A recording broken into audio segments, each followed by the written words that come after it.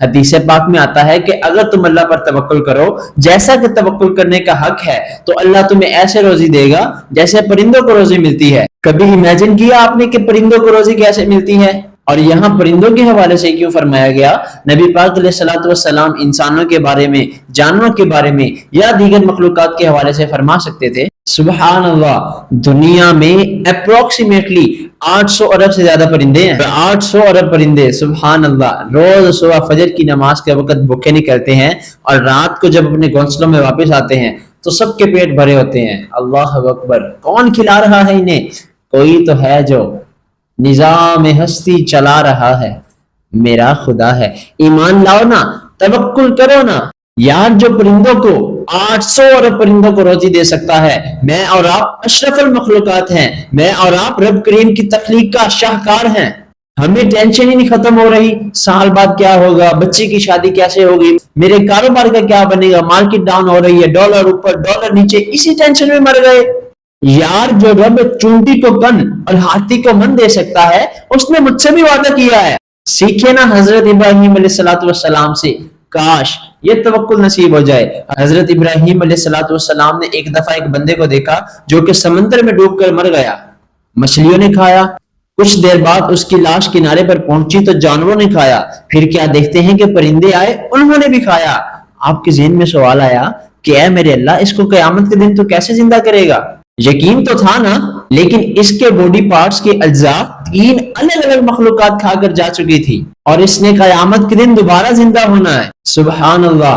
تو آپ نے عرض کی وَإِذْ قَالَ إِبْرَاهِيمُ، سبحان اللہ، یہ واقعہ بھی قرآن پاک میں موجود ہے، سورہ بقرہ 3 پارہ، وَإِذْ قَالَ إِبْرَاهِيمُ رَبِّ أَرِنِي كَيْفَ تُحْيِي الْمَوْتَى، اور جب ابراہیم نے کہا کہ اے میرے رب مجھے دکھا دے کہ تو مردوں کو کیسے زندہ کرے گا، تو ارشاد ہوا قَالَ أَوَلَمْ تُؤْمِنْ، اے ابراہیم تم ایمان نہیں لائے؟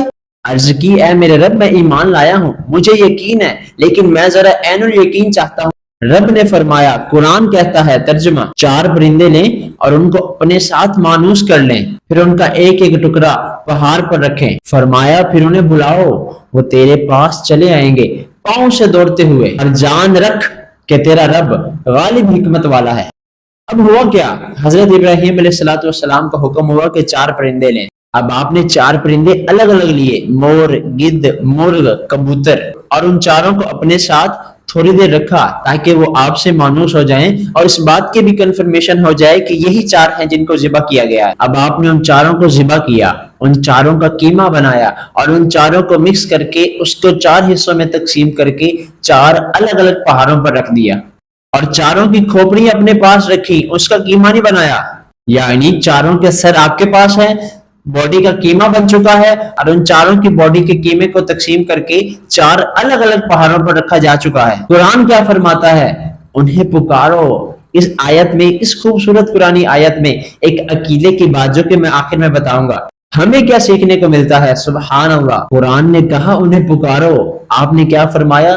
یا ایھا الدیک، اے مرغ، یا ایھا الحمامہ، اے کبوتر، یا ایھا النسر، اے گدھ، یا ایھا الطاؤس، اے مور۔ اب کی پکار پر 4 کا قیمہ آسمان میں اڑنے لگا۔ فکشن، گرافکس، آج کمپیوٹر کا دور ہے جناب، لوگ کمپیوٹر پر بہت کچھ بنا لیتے ہیں، لیکن سنو، 5000 سال پہلے قرآن پاک میں یہ واقعہ موجود ہے کہ کیا ہوتا ہے، ان 4 کا قیمہ اڑتا ہے، مور کا مور کی طرف، گدھ کا گدھ کی طرف، کبوتر کا کبوتر کی طرف، اور مرغ کا مرغ کی طرف۔ ان 4 کی باڈی کمپلیٹ ہوتی ہے، سر نہیں ہے، سر تو آپ کے پاس ہے نا۔ وہ 4 پرندے دوڑتے ہوئے آپ کے پاس آتے ہیں، زندہ ہیں لیکن سر نہیں ہے۔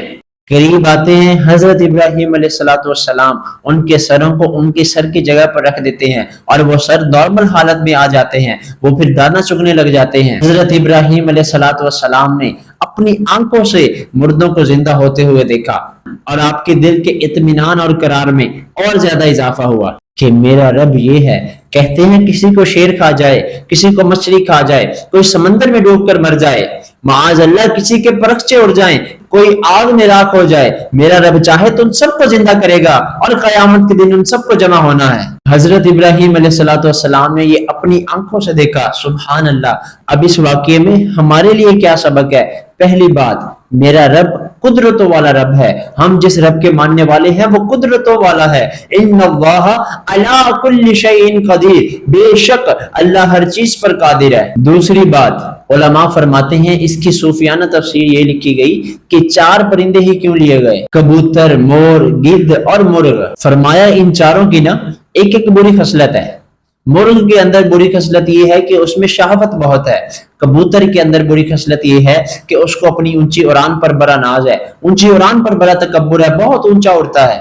मोर के अंदर बुरी खसलत ये है कि उसको अपनी खूबसूरती पर बड़ा नाज है, वो अपने आप को देख के बहुत प्राउड फील करता है। और फरमाया गिद्ध के अंदर ये बुरी खसलत है कि वो लालची बहुत है। फरमाया ये 4 बुरी आदतें हैं और इन चारों को ज़िबा करके ये दर्श दिया गया कि तुम भी अगर अपनी ऊंची उड़ान, अपने ऊंचे मर्तबों, अपने ऊंचे मकाम का तकब्बुर छोड़ दो, अपनी खूबसूरती पर घमंड करना छोड़ दो, हवस और शहावत को कंट्रोल कर लो, दुनिया के माल दौलत की लालच में आके अपना बेड़ा गर्क ना करो, अगर इन आदतों को ज़िबा कर दो तो अल्लाह आज भी तुम्हारे दिल को जिंदा कर देगा। अगर तुम इनसे खुद को पाक कर लो तो अल्लाह आज भी तुम्हारे दिल को पाक कर देगा, अल्लाह आज भी तुम्हारे दिल में नूर दाखिल फरमा देगा। उलमा ने इसकी सूफियाना तफसीर ये लिखी, और अब एक अकीदे की बात, अल्लाह अकबर, सुबहान अल्लाह, और अब एक अकीदे की बात इस वाक़ये से। कंफ्यूजन फैलाने वाले, मिसगाइड करने वाले बड़े प्लान से कंफ्यूजन फैलाते हैं, बड़े प्लान से मिसगाइड करते हैं। मैं तो कुरान से आज आपसे बात कर रहा हूं ना। अल्लाह ने क्या कहा, उन्हें पुकारो, वो तो दुनिया में नहीं थे ना, मर चुके थे, उनका कीमा बन चुका था। कीमा बने हुए परिंदों को रब फरमा रहा है उन्हें पुकारो।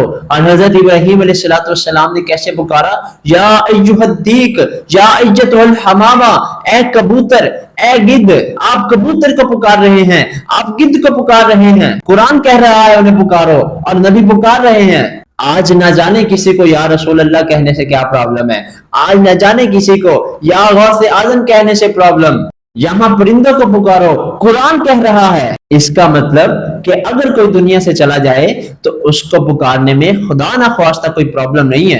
कोई अल्लाह समझ के थोड़ी ना पुकार रहा है, अल्लाह का बंदा समझ के पुकार रहे हैं, अल्लाह के दोस्त समझ के पुकार रहे हैं, अल्लाह की तरफ वसीला समझ कर पुकार रहे हैं। और हमारे इमाम ने तो यहाँ तक फरमाया कि नजदी मरता है कि क्यों ताजीम की, हाँ हाँ नजदी मरता है कि क्यों ताजीम की। सुन ये मेरा दीन था, फिर तुझको क्या, बैठते उठते मदद के वास्ते, या रसूल अल्लाह कहा, फिर तुझको क्या, तेरी दोज़ख से तो कुछ छीना नहीं। अल्लाह अकबर, तेरी दोज़ख से तो कुछ छीना नहीं, खुल्द में पहुंचा रजा, जन्नत में खुल्द में पहुंचा रजा, फिर तुझको क्या।